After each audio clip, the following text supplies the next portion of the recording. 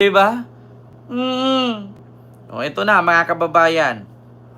Dito tayo sa sunod. Dito tayo sa sunod mga kababayan.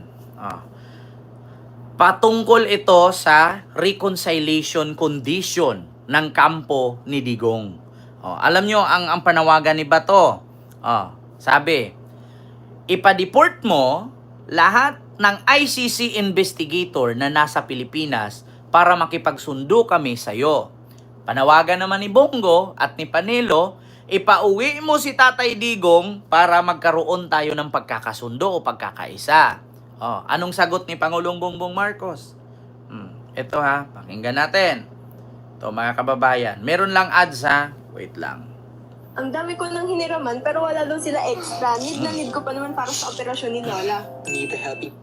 Hindi raw dapat lagyan ng kondisyon ang pakikipag-ayos o reconciliation ayon kay Pangulong Bongbong Marcos.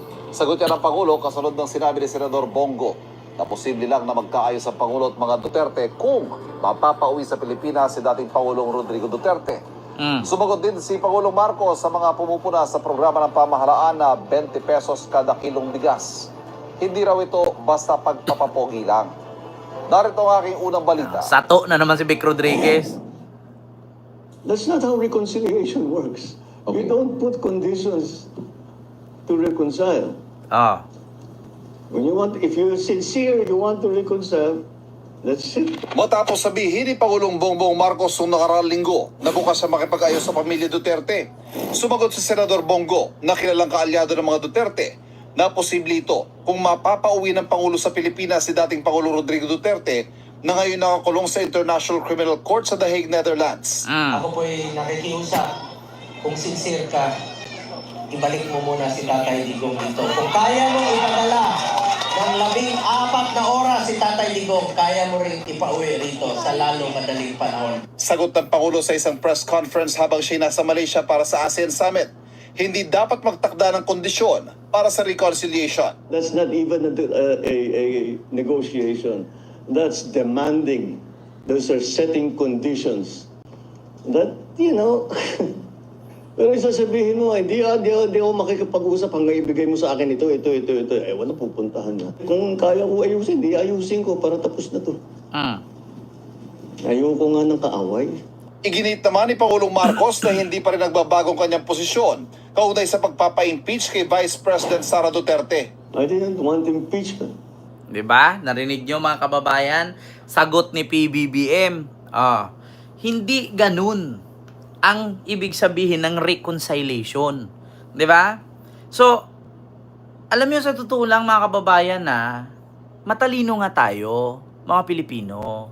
Sa sobrang katalino natin, hindi natin lubos maisip na meron pa palang kapwa Pilipino na mas may utak pa kaysa sa atin. Ako hindi ko sinasabing matalino ako. Hindi ko sinasabing magaling ako. Bakit? May mga mas magaling pa sa akin. Pero wag kayong magbuhat ng bangko Lalong-lalo na mga DDS, ay putang ina ninyo. Wag kayong magbuhat ng bangko. Bakit? Di ba? Sir Dante Di Guzman, maraming salamat sa iyong 12 euro super sticker. Thank you so much po. Kayo mga DDS, iwasan nyo magbuhat ng bangko. Bakit? Mga bobo kayo Mga tanga kayo. Huwag niyong ilagay sa isipan ninyo na kayo lang ang may utak. May utak din si Marcos. May utak din kaming mga nanonood at nakasuporta kay Marcos. Aba, hindi po porkit sabihin ninyo na okay lang, magkakasundo tayo pag pauwiin mo si Digong. So, ganun kadali yun? Ganun na lang kadali? So, ngayon, example, makikipagsundo ang kampo ni Digong kay BBM kung ipauwi ni BBM si Digong. Ngayon, ipagpalit ni BBM ang sambayanang Pilipino kay Digong? Ngayon, pangalawa kong tanong, mga DDS, kung sakali ba natuparin ni BBM ang hiling ng kampo ni Digong na makikipagsundo sila pag pauwiin si Digong. Ngayon, pag nakauwi ba si Digong, bawat isa sa ating mga Pilipino, yayaman? Pag nakauwi ba si Digong sa ating bansa, lahat ng problema natin, nariresolba? anong koneksyon ng pag-uwi ni Digong para matigil ang gulo sa ating bansa? Kasi ni minsan, simula nung pagtakbo ni Marcos pagka-presidente sa ating bansa, si Digong naninira na. Kaya hindi po pwede na kaming mga nakasuporta kay BBM ay papayag na luluhod si Marcos sa harapan ni Digong. Unat sa pool pa lang, hindi pa presidente si Marcos, sinira na ni Digong. Di ba? Yung mga bumoto kay Marcos na 31 million, hindi naman po siguro papayag yun na ganun-ganun na lang. Di ba? Hindi papayag na ganun. Hindi pwedeng ganun. Aba, ang kapal naman ang mukha niyo mga DDS. Di ba? Biruin nyo. Pauwiin mo si Tatay Digong para matigil ang gulo.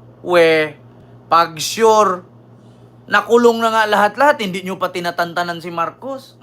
Ngayon, paano kami makakasiguro na kapag pinauwi ni Marcos si Digong, matitigil ang gulo at magkakaisa kayo?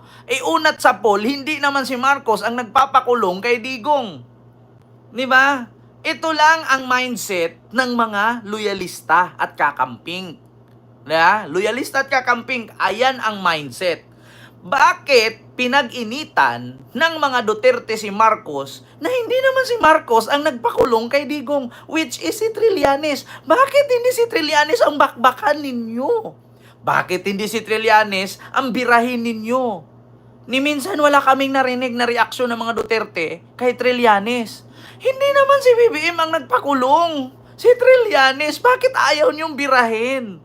Yun lang ang malaking tanong Bakit si Marcos ang binabakbakan ng mga DDS samantalang si Trillanes naman ang nagpapakulong kay Duterte? Di ba?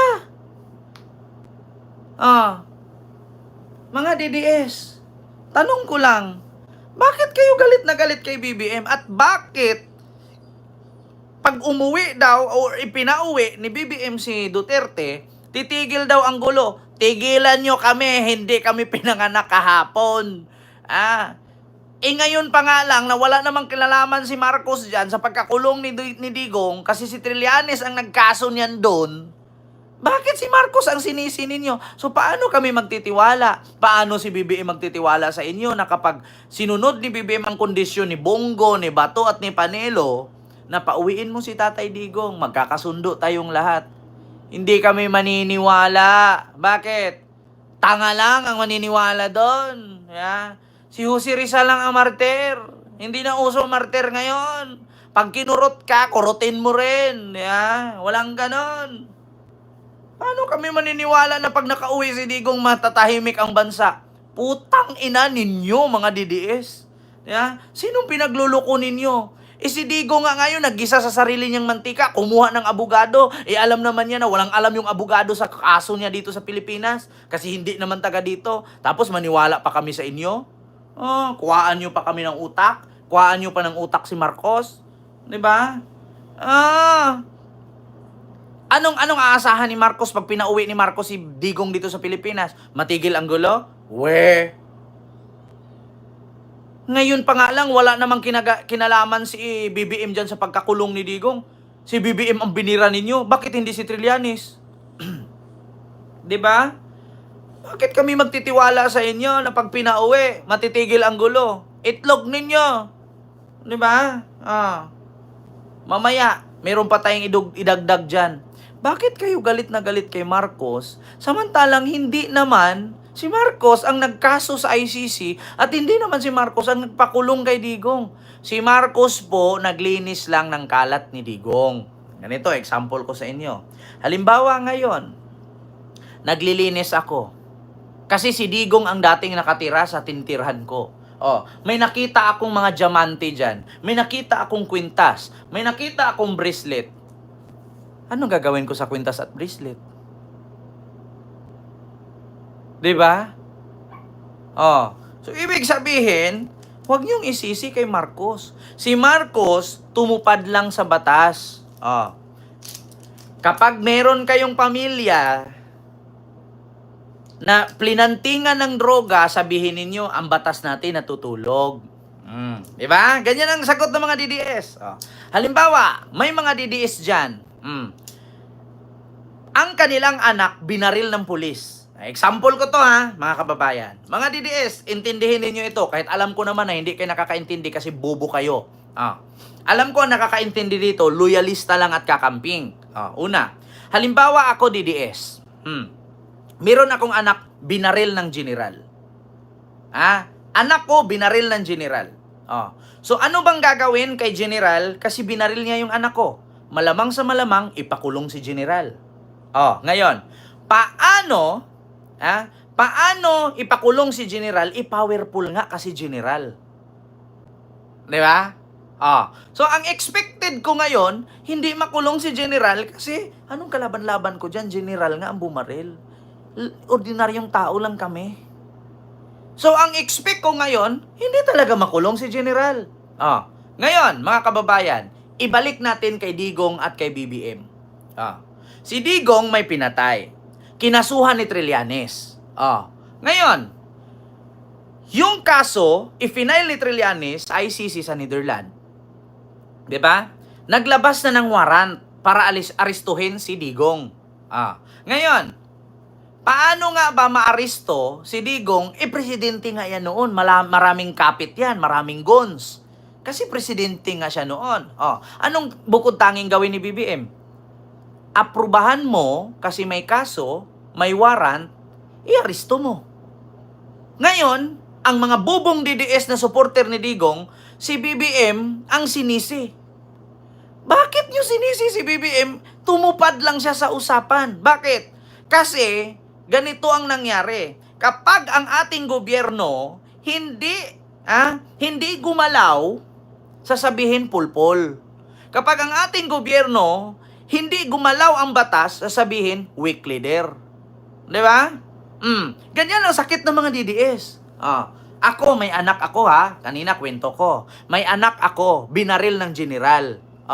Ngayon, para mabigyang hustisya yung anak ko na binaril ng general, anong gagawin ni BBM? Ipakulong si general para ang masabi ng tao na ang ating batas gumagalaw. Di ba? Ganun yun, mga kababayan. Kapag ang batas natin tulog, ang sigaw ng DDS, weak leader ang presidente. Kapag ang batas natin sinunod ng presidente at pinakilos, sabihin agad, traidor ang presidente. Ano ba talaga? Saan lulugar si Marcos? Saan tayo kukuha ng hustisya kung ang presidente kakampihan ang general? Di ba? Ganyan ang sakit ng mga DDS. Kapag sila naagrabyado at hindi gumalaw ang hustisya, sasabihin agad, weak leader ang presidente. Ngayon na ang presidente, tinulungan ang mga mamamayan na nasa laylayan para mabigyang hustisya, sasabihin na naman traidor ang presidente. Sa madaling salita, paano DDS kung sa pamilya ninyo na-shoot, na binaril, na walang kamuwang-muwang at sabihing adik? Sige nga. Kasi magkaiba. Alam niyo sa totoo lang mga kababayan, uulitin ko. Ang trabaho ng presidente, pangalagaan, suportahan, at mahalin ang taong bayan. Hindi po trabaho ng presidente ang bilangin kung ilan ang pinatay ng administrasyon niya. Trabaho po ng sundalo yun at pulis. Ang presidente, ang trabaho ng leader, pangalagaan, proteksyonan, at palawakin. Yun ang trabaho ng presidente. Hindi trabaho ng presidente ang magbilang kung ilan ang pinatay, ilan ang namatay, at sino ang papatayin. Hindi trabaho ng presidente yun. Trabaho ng pulis at sundalo yun. Di ba? Yun ang totoo, mga DDS. Tapos ngayon, hiling-hiling kayo ng kondisyon, pauwiin nyo si Tatay Digong, matitigil ang gulo. Lulo ninyo. Wag na kayong umasa. Anong reaksyon agad ng mga DDS niyan pag pinauwi ni BBM? Ang sagot ng DDS niyan, advance na ako mag-isip. Tanga talaga ang bangag ng presidente ninyo. Bakit? Pumayag. Alam naman namin na kriminal si Tatay Digong, pinauwi niya. Kasi tanga nga naman si Marcos. Ganun lang naman sasabihin. Ganon ang sasabihin ng mga DDS. Tignan mo si BBM, pinauwi si Tatay Digong kahit alam naman niya na kriminal. O di ba tanga-tanga, naisahan natin si Marcos. Kasi weak leader nga naman. Kasi bangag nga naman. Di ba? Ganon agad ang reaksyon ng mga DDS. Di ba? Tapos sasabihin ni Sara, tignan nyo, yung presidente ninyo. Kaya ko. Di ba? Isang sabi ko lang, takot sa akin yan. Bakit ko nasabing takot sa akin yan? Pinauwi yung tatay ko. Alam naman natin sa sarili natin na kinasuhan, crimes against humanity. Tapos pinauwi yung tatay ko. Bangag talaga. Gaganon-ganon yan. Tigilan nyo nga ako. Bangag ang sasabihin nyo. Tignan nyo, sa sobrang bobo talaga yung presidente ninyo eh. Bakit? Pinauwi ba naman? Alam naman namin na nakakulong. Alam namin na nakapatay. Pinauwi. Tanga talaga. Gaganon yan sila. Nako. Kaya ako sa'yo, BBM, wag mong pauwiin. Wag kang pumayag sa kondisyonis nila. Diyos ko. Ganon yun. Sasabihin ng mga DDS niyan, mas lalong lalaki ang ulo ni Sara. Ganon yan. Tigilan nyo nga ako. Sa tingin ninyo, pag ipauwi si Digong sa Pilipinas, tatahimik ang ating bansa. Putang ina, hanggat may hininga yan, hindi titigil sa panggugulo yan. Hindi pa nga presidente si BBM, binira na yan eh. Yan ang sabi na hindi lagi ang dagat high tide, naglulutay din. Yan ang, sa madaling salita, yan yung sinasabing karma. Karma mo yan, demonyo ka eh. Ikaw ba naman sasabihin, stupid God? Karma na yan, panagutan mo. Panindigan mo yan. Kasi demonyo ka. Yun. Walang kondisyones. Nung panahon bang binaboy ninyo si BBM, nag-isip ba kayo kung anong consequences ng pambababoy ninyo? Nung panahon ba na sinabihan mong bangag si BBM, meron tayong kandidatong nagkokokin, hindi ko siya gusto, kay weak leader yan. Meron tayong kandidato pagka-presidente na may kaibigang adik na anak ng mayamang may-ari ng sagingan sa Davao na matay dahil sa droga. Kaibigan yan ng kandidato pagka-presidente. Akala nyo nakalimutan ko yan? Hindi pa ko ulyanin. Di sana alam nyo pala sa sarili ninyo. Alam nyo pala sa sarili ninyo na ganyan ang kahinatnan. Dapat inisip nyo bago kayo nanira. Inisip nyo kasi, akala nyo kasi hindi mapapalitan si Digong na katulad sa Davao City na puro na lang Duterte. Tandaan ninyo, ang posisyon sa presidente, isang beses lang. Hindi na pwede umulit. Hindi yan posisyon ng mayor na kahit namatay ang tatay, susunod ang anak, susunod ang apo, susunod ang apo sa tuhod. Ang presidente, isang beses lang ang termino. Ang iniisip kasi ni Digong, hawak na niya, sila na ang may-ari ng mundo. Ang iniisip kasi ni Digong, untouchable sila. Huwag kayong mag-expect na susundin ni Pangulong Bongbong Marcos yung hiling ninyo. Lagi ninyong pagkatandaan, si Marcos 36 years ninyong pinahirapan. Nung nakabalik si Marcos ngayon, sa tingin niyo bibitawan pa ni Marcos yan at sa tingin niyo si Marcos magpapauto pa? Di na. Hindi bago sa mga Marcos yung ginawa ng mga Duterte ngayon kasi naranasan nila yan noon kung paano sila palayasin sa Pilipinas at mag-exile sa Hawaii. Ilang taon silang nag-antay para malinis ang kanilang pangalan sa loob ng 36 years. Tapos magpapauto lang sila sa pangalang Duterte? Kung ako kay BBM, no way. Di ba? No way. Hindi po pwede na si Marcos magpapauto, nakatatak na sa isipan ng mga Marcos yan.